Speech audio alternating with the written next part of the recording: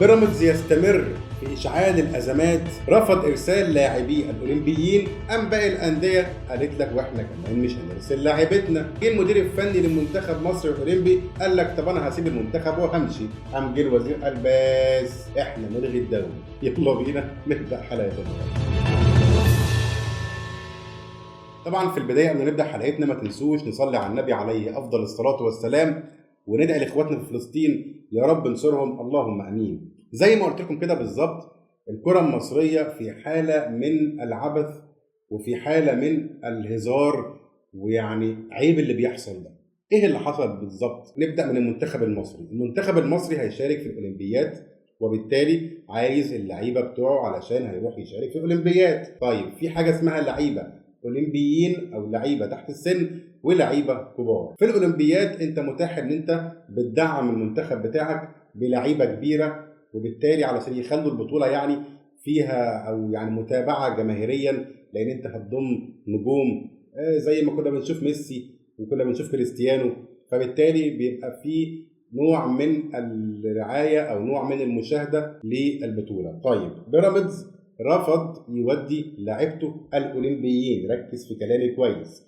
اللعيبة الأولمبية في بيراميدز مين هم؟ محمود صابر وإبراهيم عادل. طب في الأهلي مين؟ أحمد نبيل كوكا وحمزة علاء حارس المرمى وكريم الدبيس الباك الشمال. فدول اللعيبة اللي أصلا موجودين في منتخب مصر الأولمبي. طيب اللي هم تأهلوا مع المنتخب الأولمبياد.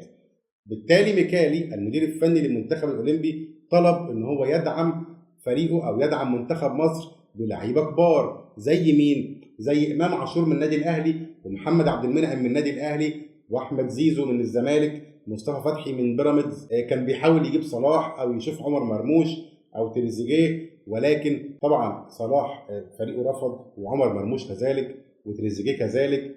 فخلاص، والأهلي طبعا رفض يودي عبد المنعم وامام عاشور، لان دول لعيبه مهمين جدا جدا داخل النادي الاهلي ومفيش بدايل حاليا ليهم، وكمان الاهلي بينافس على بطوله الدوري المصري.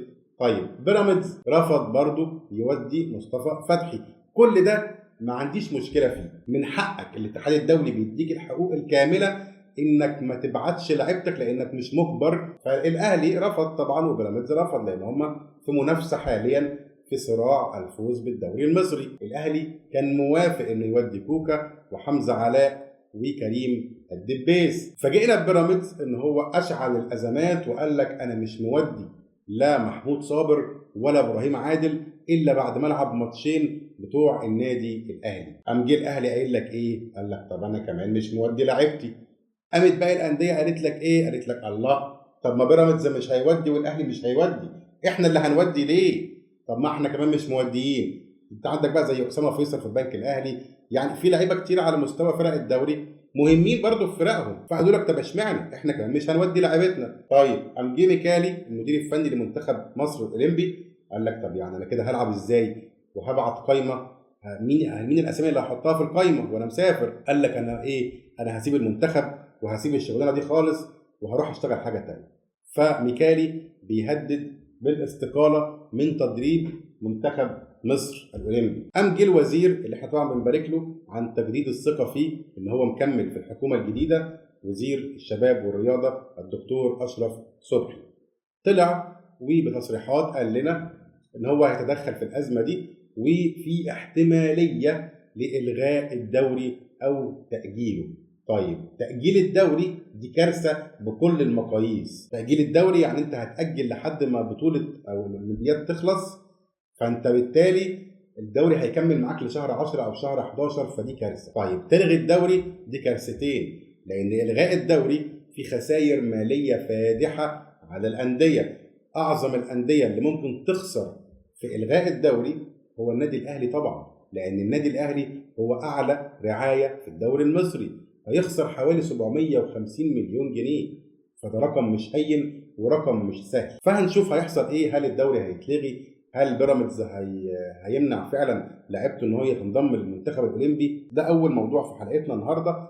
هنكمل مع بيراميدز برضو. بيراميدز يا جماعه مهدد بعدم المشاركه في البطولات الافريقيه اللي هي طبعا بطوله دوري ابطال افريقيا. هتقول لي ليه؟ هقول لك لان نادي النجوم والاستاذ محمد الطويله رئيس نادي النجوم ارسل الى الاتحاد المصري ان هو ليه مستحقات عند نادي بيراميدز لم يحصل عليها حتى الان. قام طالع على الاتحاد الافريقي، وده موقف يحترم جدا. لما يكون كنادي انت صاحب حق، لا روح وما تسكتش عن حقك وطالب بيه، سواء في الاتحاد المصري او خارج الاتحاد المصري، فانت بتسعى للحصول على حقك. فبالتالي الاتحاد الافريقي ارسل للاتحاد المصري ان ضروره بيراميدز لازم يسدد المستحقات اللي عليه، زي الزمالك بالظبط، ما هو عليه مستحقات لخالد بوطيب لازم تدفع علشان ياخدوا الرخصه للمشاركه في البطولات الافريقيه.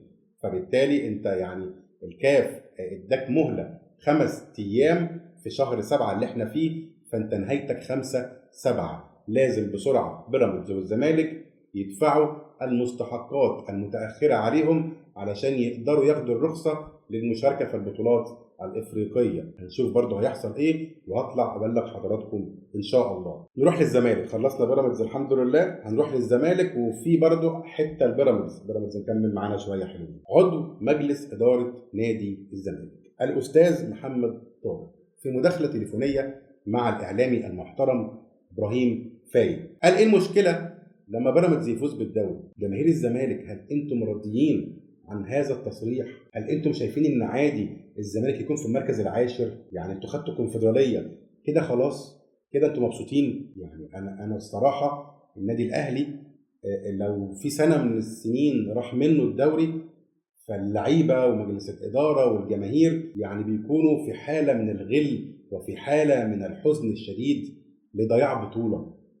فهل ان الزمالك يضيع منه بطوله عادي؟ فلما عضو مجلس اداره يطلع يقول ده، فبالتالي واضح جدا ان الزمالك بيشجع بيراميدز انه يفوز بالدوري. واضح جدا ان بيراميدز خد مكان الزمالك في المركز الثاني او في المنافسه على لقب الدوري، وده شيء الصراحه كاهلاوي يحزنني جدا، لان انا زي ما قلت لكم بحب الاهلي والزمالك يكونوا في المنافسه. ده مفيد للكره المصريه، ان فرق تانية تنافس مفيش مشكله، ولكن يبقى قطبي الكره المصريه الاهلي والزمالك. طب مين بعديهم؟ اقول لكم مين؟ الاسماعيلي.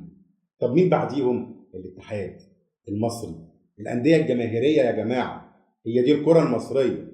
بيراميدز مش جماهيري، بيراميدز ملوش مشجعين اصلا. طيب نسيبنا من بيراميدز بقى ونسيبنا من الزمالك ونروح الى النادي الاهلي. النادي الاهلي يا جماعه عنده مباراه طبعا مع الداخليه. الاهلي عنده 51 نقطه، باذن الله لو فاز هيوصل ل 54 نقطه.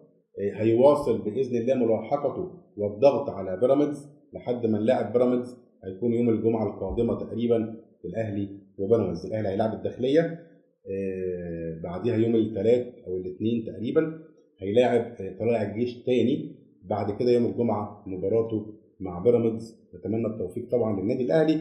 في بقى مفاجاه ان عوده كريستو لقائمه النادي الاهلي. الصراحه انا كريستو نفسي اشوف كريستو، والله العظيم انا نفسي اشوف كريستو. يعني انا حرام يا جماعه، كريستو كان جاي لنا بيلعب في منتخب تونس، كان بيتقال عليه نجم تونس القادم، يجي الاهلي يقعد بالشكل ده؟ هتقول لي اصل ناقصه خبره، ناقصه مشاركه. طب ما تشركه، طب ما يلعب. احنا بننافس على بطوله الدوري وكل نقطه مهمه، مفيش وقت ان احنا نجرب لعيبه، ولكن يا سيدي لو انت كسبان بفارق محترم، طب ما تنزله شويه، طب ما تطلعوا اعاره نتفرج عليه في الانديه التانيه. لكن حرام يبقى محطوط في النادي الاهلي بالشكل ده ومركون على الرف. بس عموما كريستو عاد الى قائمه النادي الاهلي، وطبعا ما زال لغز كهربا المحير جدا، استبعاد كهربا برضو في مباراه الداخليه، واكرم توفيق وطاهر محمد طاهر طبعا غايبين لتراكم الانذارات. دي ابرز قائمه النادي الاهلي يعني. طبعا باقي اللعيبه كما متعودين في كل مباراه. اخر خبر في حلقتنا النهارده وهو باك شمال جديد للنادي الاهلي. طب هل الصفقه تمت ولا ما تمتش؟ ما اقدرش اقول لك ان الصفقه تمت، ولكن في كلام عن يحيى عطيه الله. هتقول لي طب ما كانوا بيتكلموا من زمان وما خلصوش. هقول لك الوضع اتغير. هتقول لي اتغير ازاي؟ هقول لك اتغير لان الاهلي حاليا بيفكر يجيب يحيى عطية الله اعارة وليس شراء، ولكن اعارة بنية الشراء. يعني هنجيب يحيى عطية الله اعارة موسم مثلا، ثبت نفسه واندمج مع الفريق وبقى اداؤه كويس مع النادي الاهلي، ممكن نفعل بند الشراء ونشتري يحيى عطية الله. طب هل الاعارة هتتم؟